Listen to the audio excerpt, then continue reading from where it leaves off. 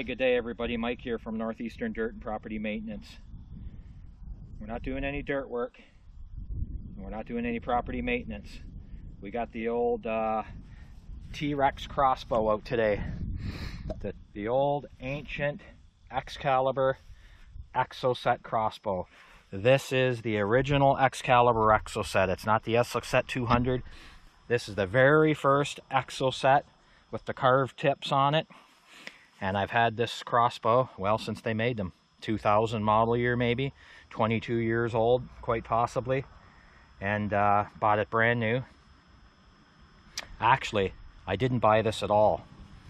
I got it brand new though. This was gifted to me by local members of the Canadian Auto Workers Union down in Southern Ontario upon a negotiation of a collective agreement, and a successful collective agreement, I might say. So everybody chipped in, and they got me a coupon for Shooter's Choice in Kitchener, Ontario. And I went down to Shooter's Choice because I always wanted an Excalibur crossbow. And anyway, that's how I got this. The boys got together, and I'm still thankful for it, and it still works good, man. Great Excalibur after all these years. But anyway, this is the original Excalibur crossbow, 165-pound draw weight. Old school, nothing fancy. This is just a crossbow with a scope. That's all it is. But I will tell you this. And even if you look at my target arrow I used for sighting in today with these broadheads, old dry blood in this one. So this guy's killed a deer, maybe more than one. But anyway, that's what we're working on today. And I got my new target way out there. I just bought a new block, the block. That's supposed to stop broadheads and everything, and it does. I just took 2 shots, and I'm off just a little bit. I'm just starting out, making sure that everything's good before I take this thing to the bush, before the beginning of archery season gets here. What I normally do with a crossbow or anything, and I check them, I make sure all the bolts are tight on the screws, make sure all the scope mounts are tight on there, and I just go from there, man. You can clean up your rail if you want. Take that all down with nail polish, whatever you want. Acetone, nail polish, it doesn't really matter. Anything that'll clean that off. I put a brand new string on it, and that's about it. This bow is no frills, no bells, no whistles. This is just a straight, recurved, carved tip, original Excocet. Great bow. And I can tell you, people think, wow, you know, it's only 165 pounds and it only pushes about 270 feet per second. But you have to ask yourself this sometimes. Is it really the bow at 25 or 30 or 15 yards in a tree stand or on the ground? Or is it the man behind the bow that knows his weapon? That's what you have to ask yourself. Because that's how I look at it. Yes, it's great to go faster and flatter. There's no doubt about it. But what's equally and more important in my mind is the fella that's using this bow, or any bow, knows how to use it. Knows how to put an arrow, man, right in the boiler room. That's what matters to me. So we'll string this thing up. And I haven't used this thing for years. A couple years.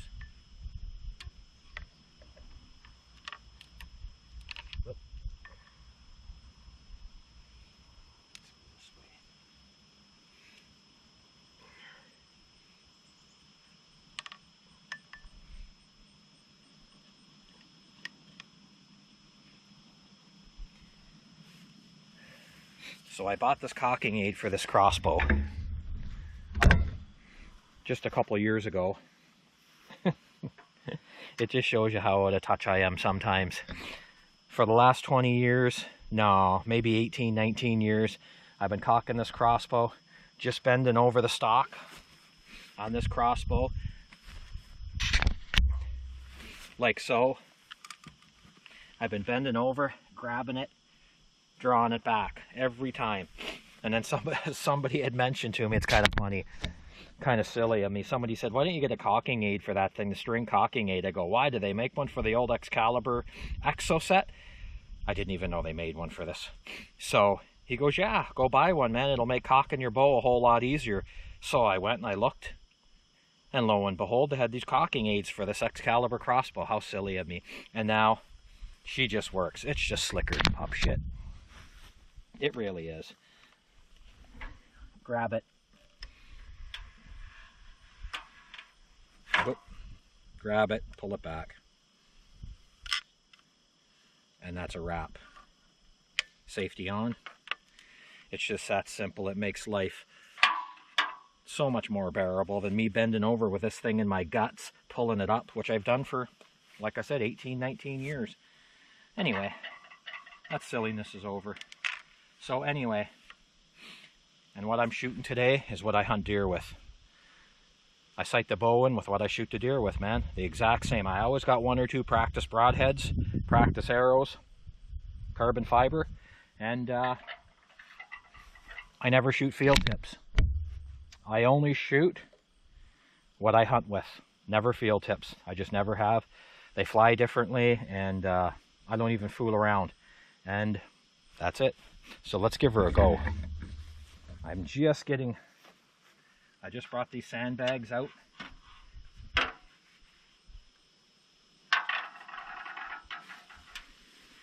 I'm gonna do a little bit of dial in here because I've already shot a couple rounds.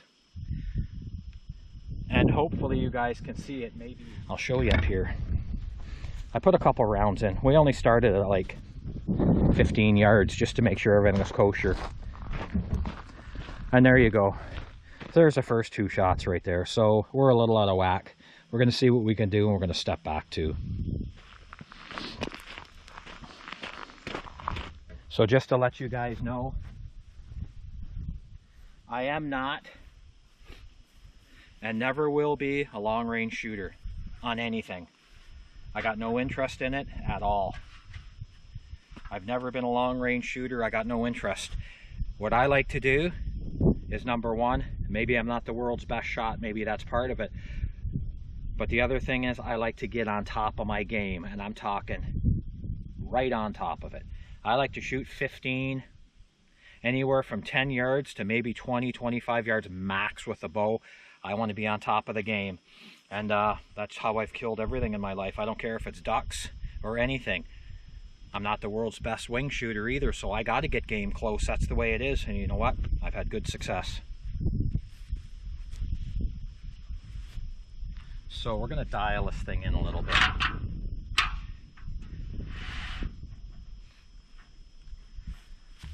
So you can see we've taken 2 shots with this crossbow right now.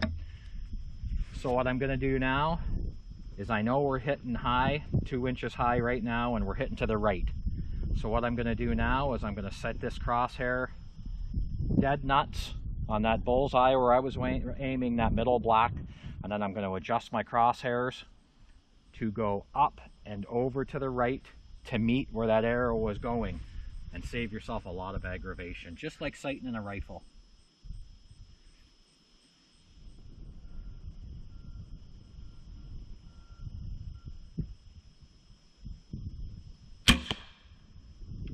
Not bad. All right, so we got a little overcompensation there. Let's see.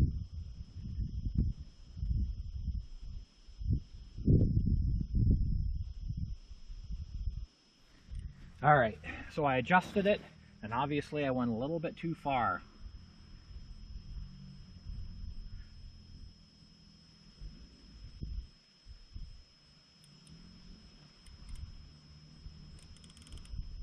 And we'll try that. I think height-wise we're good.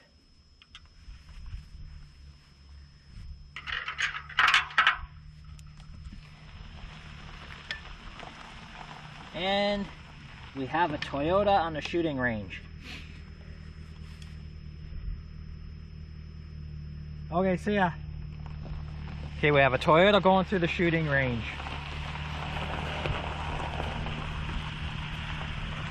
Kind of waving her last goodbyes. No. Little bit of adjustment there. We're going to do her up again. You can't see it, but we're just slightly. And we don't have the world's best rest here, but guess what? It's okay. God, be so careful.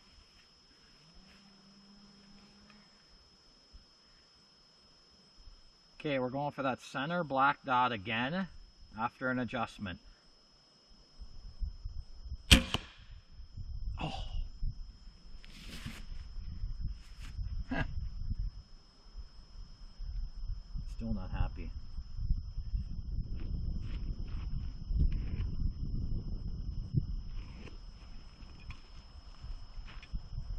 I can tell you, that's a really good target for broadheads, I can tell you that. Not only does it stop them at half the arrow depth, even if you were shooting a more powerful crossbow, I can tell you it's going to stop them anyway, because it's putting about almost half the arrow in there. Pretty good. We're going to take another shot. We're all around that middle one, but we ain't where we should be, and that should be in that black. I want those broadheads in that black.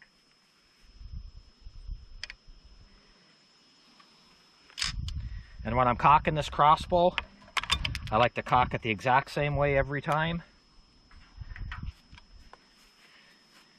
You can't see it, but I got black marks on the string.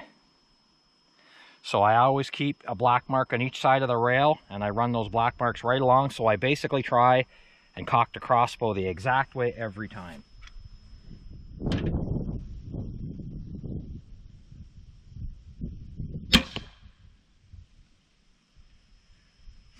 Slightly to the right. Slightly.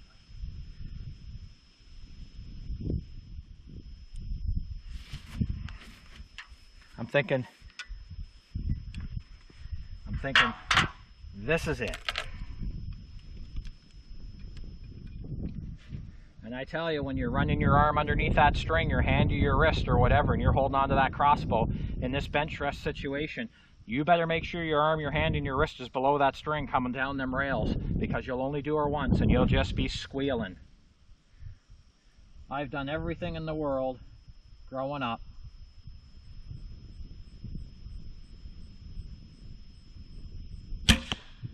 Oh, look at that. Look at that shot. That was after the last adjustment. Did I get lucky? Well, we're going to find out. And we'll shoot a couple more. But that's what I'm striving for.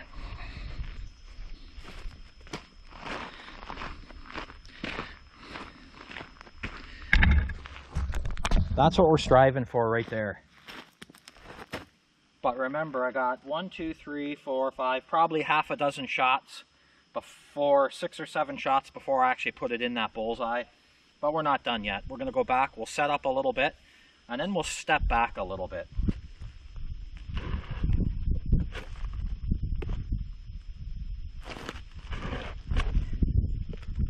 These broadheads, though, they're terribly hard on the target. Look, they ripped the foam right out of the target. But these blocks, apparently, as you look, they got a target on every side. So I guess you could shoot the hell out of one side, pull it all apart, and then you just spin it around and you shoot the other side. So, hey, you know what? That's got years and years and years of shooting for me.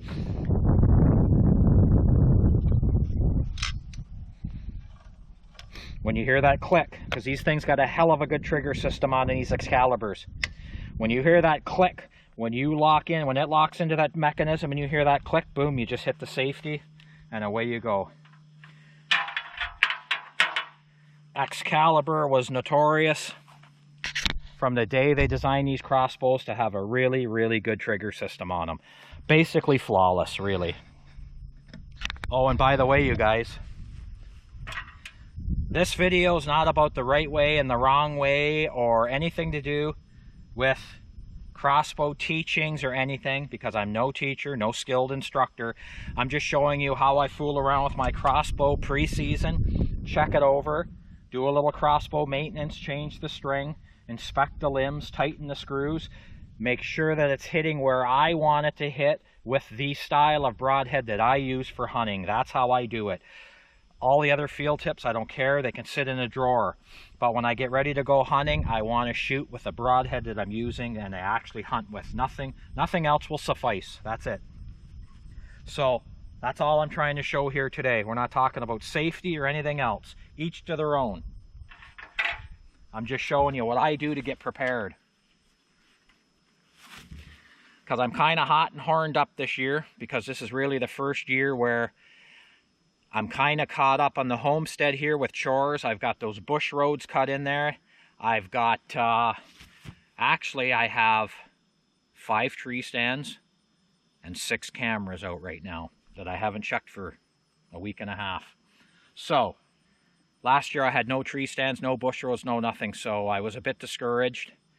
And I just waddled through the bush a little bit with a rifle, and that was it. So this year, I'm slowly going to get to know these deer and do things a little different. But bow hunting is something I love to do. I've always bow hunted. I love bow hunting. In fact, I was bow hunting, I believe, in southern Ontario, and I distinctly remember growing up in the country in southern Ontario, and I'm going to say 40 years ago. I'm 55 years old, man. I'll say 40 years ago, there was no bow hunters. Almost no bow hunters whatsoever in southern Ontario. You could go in where you had permission on farms or anything.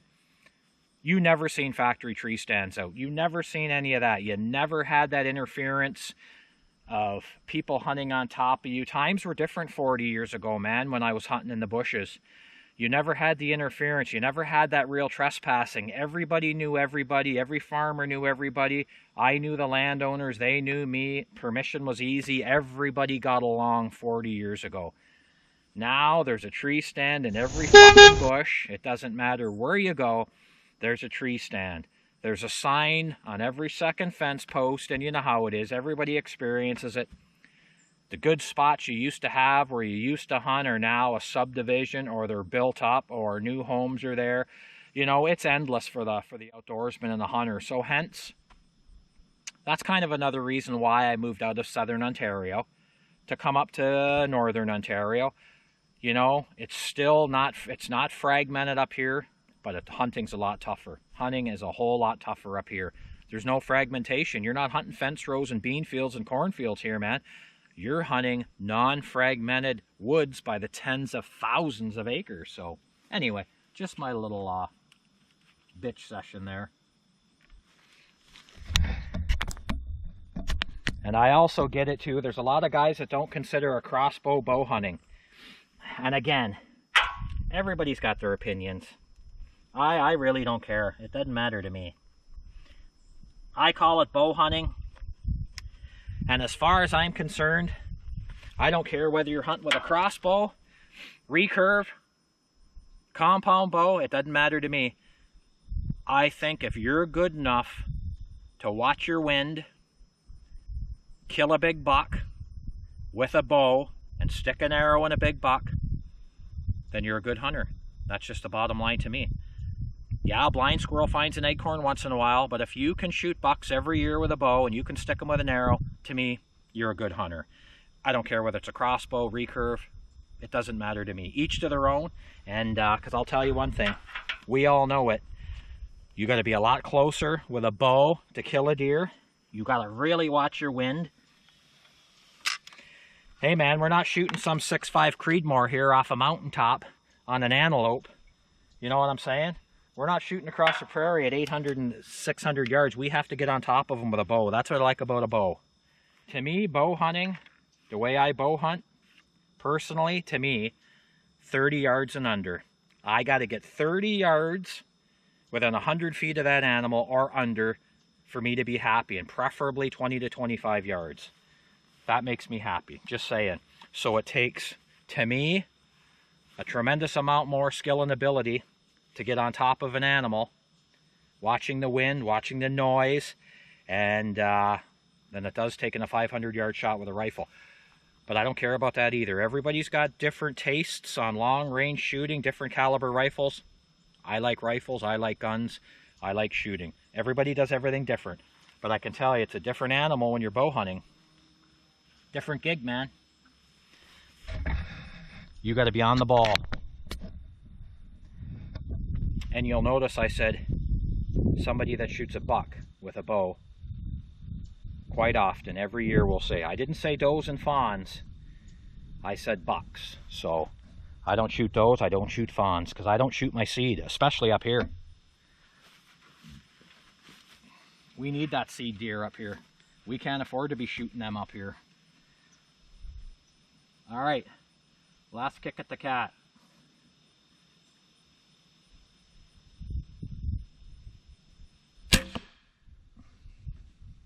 Oh, a little bit to the right. And a little shaky.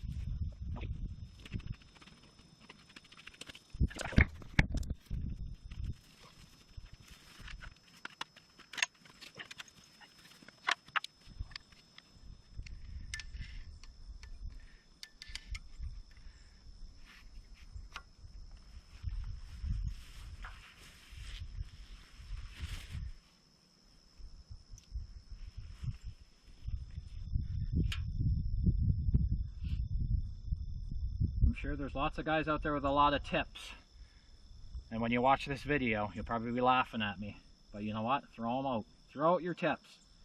I'm all about tips and pointers, man.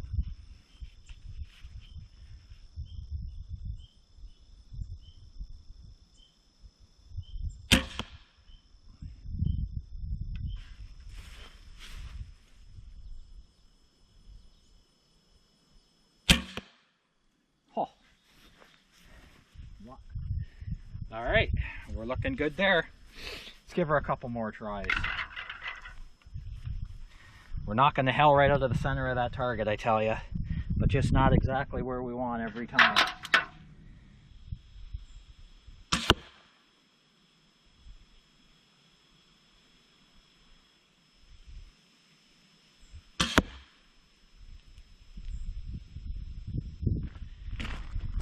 Not bad. Not bad. I may be a bit shaky on this one here, but I think we're pretty much dialed in. God damn, I've already shot the center out of this thing almost with those broadheads. Well, not the center, but the side of the target. Hit them shots time and time again. Pulling them broadheads out is hard, but anyway, so I think we're good. I'm satisfied. If I can put her in the black at 20 routinely, I'm happy. So the target, as you can see, I'm very happy with. It's called the Block 6x6. It says stops all broadheads and field tips. 6 shootable sides, 18 inch by 18 inch by 16 inch. And hey, you know what? A target like this will last me for years and years and years. Look at this. Look what you have. You got all kinds. Oh, I see this one. Look at that. Come from the other side. That was right through the back end of the broadhead. Mind you, now I know what happened there. She went right into that same hole and just cut the same path. So yeah, look, it's got multiple targets on it. Excellent. I'm happy with it. And that's it. So there you go, you guys. That's a little low down on this old school Excalibur Excocet. You can see it took me probably a dozen, 15 shots, we'll say 15 bolts with these broadheads to pretty much get it where I wanted. I'm happy with that. And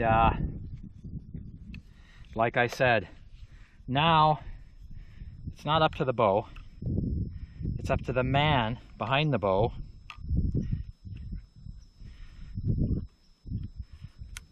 to put that broadhead home. It's totally up to me now. The bow will do its job. It's just up to me. I've seen this crossbow on lots of bucks go in one side and out the other. In fact, most of them I've seen through shots with this Excalibur. You know, for 165 pound draw weight on this Excalibur right here, old school, we're talking 20-plus-year-old crossbow, but I'll tell you one thing, it can still throw an arrow nicely and it can still do a really nice job. And I know today's crossbows are lighter, they're smaller, especially narrower on the limbs, but you know what, it don't matter to me. It makes no difference to me really whatsoever. I just rather be really efficient with this weapon I got in my hands to the best of my ability than having the most state-of-the-art weapon. I just want to be able to use what I got in my hands real good. As best as I can anyway.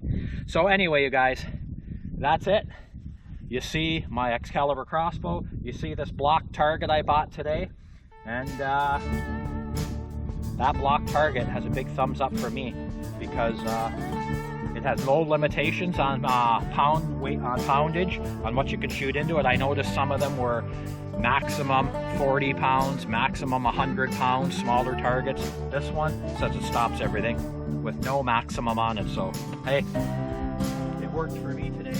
So thanks for tuning in, you guys, and I'll talk to you on the next one. Thanks.